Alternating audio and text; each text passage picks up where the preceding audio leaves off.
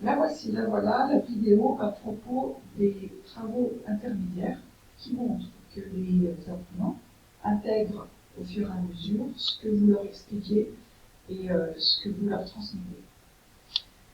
Alors, je vous donne un exemple. Ici, je vais vous montrer le programme de cette formation. Donc là, on est sur la pédagogie inclusive et clés pour enseigner aux apprenants neuroatypiques. Donc là, l'introduction, les objectifs.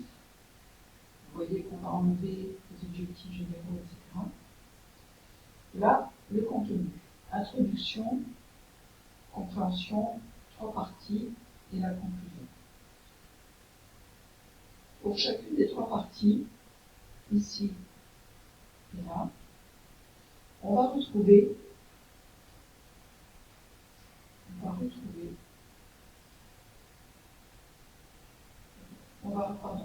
ici, voilà, les travaux intermédiaires, les étapes intermédiaires qui vont donc montrer qu'à chaque fois, la personne a bien intégré ce qui lui a été dit. Donc au passage, vous notez ici qu'on a bien mis les quiz d'entrée et les quiz de sortie. Et ici, on a les 3 travaux intermédiaires. Alors, je vais vous les montrer tout à l'heure. Vous verrez qu'ils sont assez simples. De toute façon, avec le sujet de Vanessa, on ne peut pas faire autre chose que du descriptif.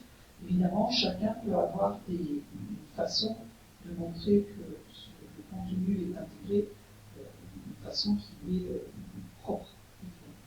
Donc là, on voit que l'e-learning est inscrit dans la session. Je vais dans l'espace ici. Alors, non, pas ici, je vais dans Accès. Voilà. Accès, je vais vous montrer ici comment ça apparaît sur l'extranet de la personne. Donc, on retrouve les séquences e-learning qui sont là. Donc, vous voyez l'entrée et la sortie.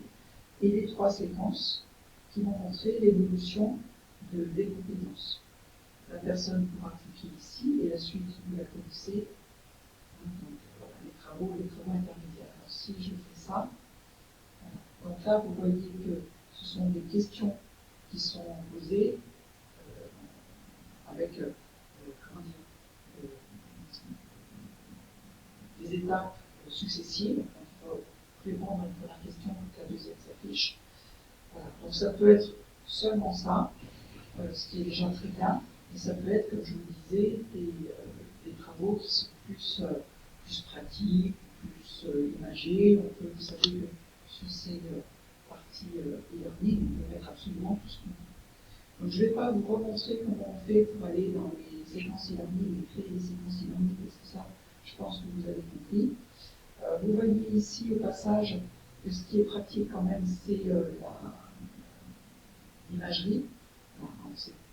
C'est joli déjà, et puis ensuite, maintenant, ça me permet de me retrouver, parce que encore une fois, c'est moi qui dois mettre les séquences e-learning, rattacher les séquences aux sessions. Voilà, je crois que je vous ai tout dit. Voilà, donc c'est pas vraiment compliqué. Hein, je vous montre quand même. Hein, donc vous passez par là, vous créez vos séquences.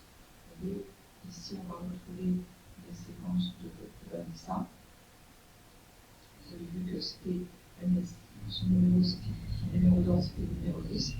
Donc voilà, on retrouve ici à la fois par le numéro d'ordre et évidemment par le descriptif et aussi par le visuel. Voilà, j'espère que j'ai été complète. À vous.